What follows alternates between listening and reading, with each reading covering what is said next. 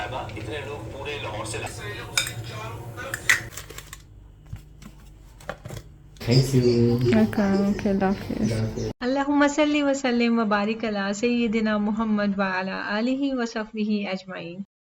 अस्सलामुअलैकुम, welcome to my kitchen. आज मैंने सोचा आपसे शेयर करती हूँ कि मैं शहज़ाद को लंच में क्या देती हूँ और कैसे लंच मैनेज करती हूँ, क्योंकि मॉर्निंग में तो सुबह सुबह उठ के खाना बनाना पॉसिबल नहीं होता। अब उसकी क्या वजह है वो मैं आपको बताती हूँ।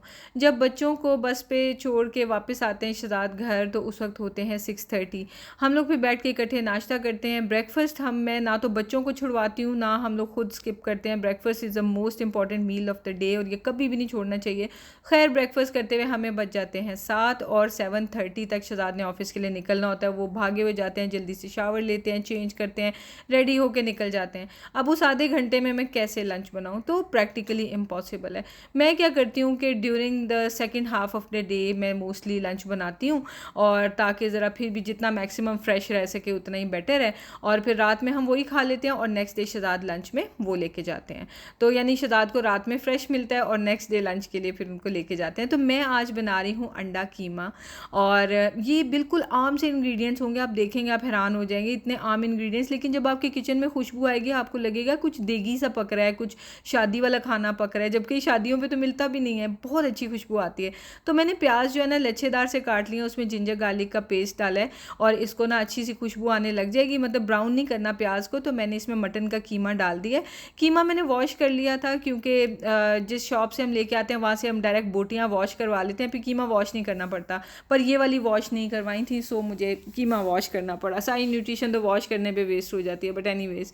तो साथ में मैंने अंडे भी ये तोड़ के रख लिए हैं, बाद में ये यूज़ होंगे। कीमे को ना मैं भून रही हूँ प्याज और जिंजर गार्लिक में ना, अच्छे से कीमे को भूनना जब तक कि उसकी कच्ची खुशबू सारी ख़त्म हो जाए।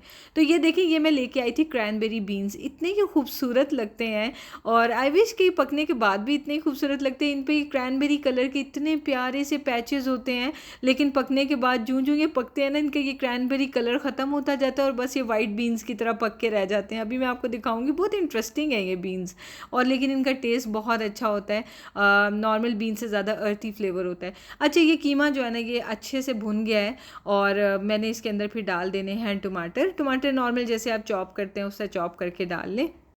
थोड़े से हम मसाले भी इसमें डाल देंगे, जैसे कि हम डालेंगे नमक, या अपने टेस्ट के अकॉर्डिंगली डाल दें।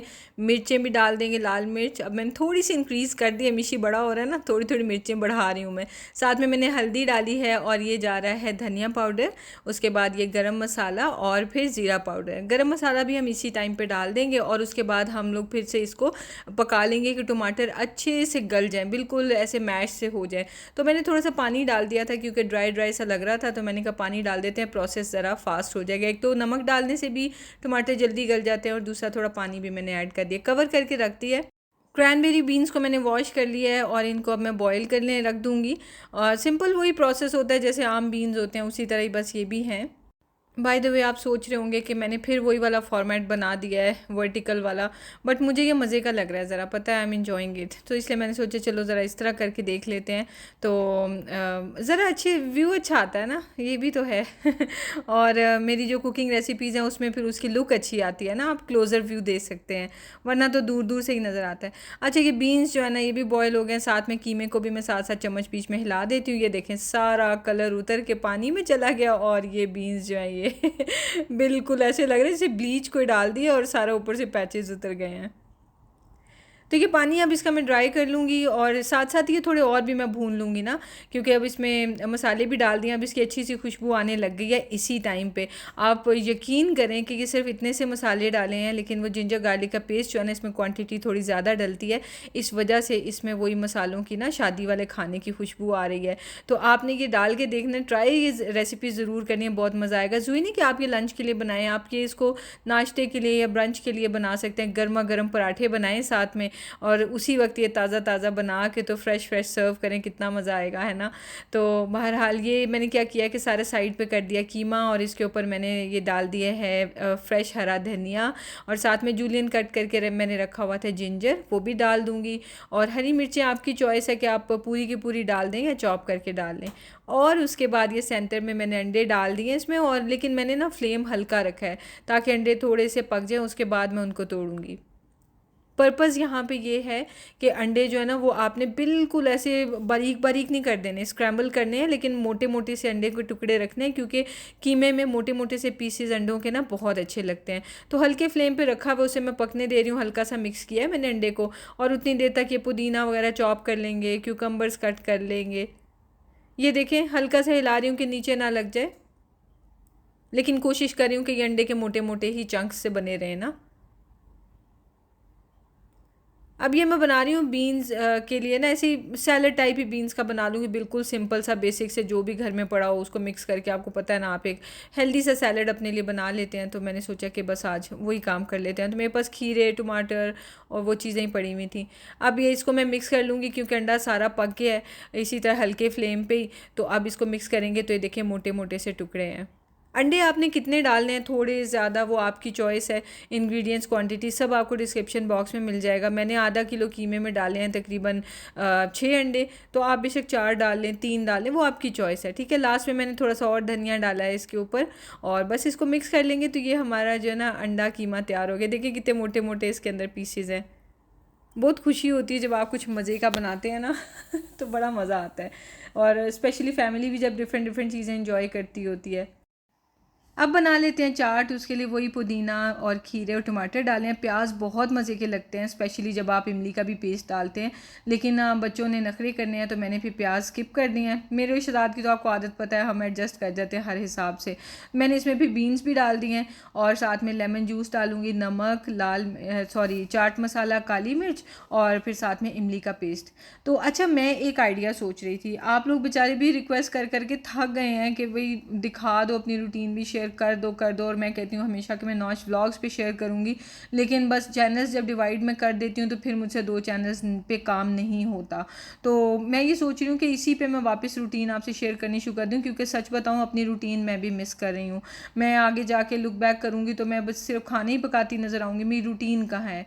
तो मैं फिर ये सोच रही हूँ कि मैं फॉर्मेट ना यही वाला रखूँगी। फिर आपको थोड़ा सा मेरे से कोऑपरेट करना पड़ेगा। फॉर्मेट यही रहेगा। उसमें आसान क्या होगा कि जो लोग सिर्फ रेसिपीज़ देखना चाहते हैं ना, उनके लिए रेसिपीज़ उनको शॉर्ट्स में मिल जाएंगी with all the ingredients and quantity, everything, ठीक है। इवन क्या कहते हैं, प्रेपरेशन, उसका पूरा मेथड भी मिल जाएगा।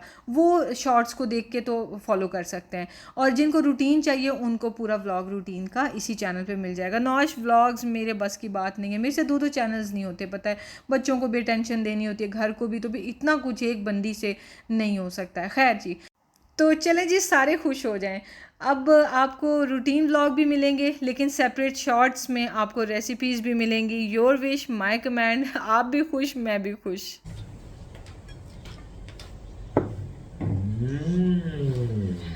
वाह जी वाह, कैसे अभी खा के बताता हूँ ना, लेकिन स्मेल तो इसकी शादी में जो खाने बनते हैं उसकी तरह स्मेल आ रही है तो वो नहीं। लेकिन ये क्या आपने किया हुआ है कुछ स्पेशल शादियों वाली डिश है ये। श्यामी का ब्याह तो नहीं हो रहा? मजा आ गया यार,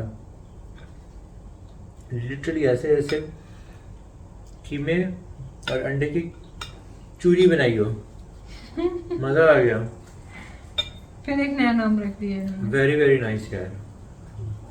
ये है नेक्स्ट मॉर्निंग, बच्चे स्कूल जा चुके थे, मैंने शहजाद ने ब्रेकफास्ट कर लिया था। उसके बाद शहजाद रेडी होने चले गए और मैं आ गई किचन में लंच रेडी करने। तो बस ताज़ी रोटी बनाइए, ये चीज़ तो एटलीस्ट मैं कर ही सकती हूँ ना इतने से टाइम में। तो रोटी मैं ताज़ी बना देती हूँ, और साथ में थोड़ा सा उसे ठंडा होने दिया और फिर इस पेपर में रख दिया, क्योंकि इतना टाइम नहीं होता कि मैं मतलब ज़्यादा टाइम शहजाद रुक पाए ना। तो जितनी ठंडी हो गई ठीक है। बाकी इस पेपर में ये फ़ायदा होता है कि रोटी स्वेट करके ना बिल्कुल सॉगी नहीं होती। अगर टिशू रखेंगे तो वो फिर सॉगी हो जाएगी। बहरहाल बाकी साथ में बीन्स रख दिए हैं और ये सालन रख दिया है मैंने, और स्पून रखने की ज़रूरत नहीं क्योंकि वहाँ पे डिस्पोजेबल स्पून्स वगैरह होते हैं। तो बस ये शहजाद का लंच है, और बस इसको मैं पैक कर दूँगी, दैट्स इट। कोई अगर साथ में डिज़र्ट वगैरह बनाई होती है तो वो भी रख देती हूँ, नहीं तो फिर इसी तरह ही है। तो आपसे मिलते हैं नेक्स्ट वीडियो में। टेक केयर, अल्लाह हाफ़िज़।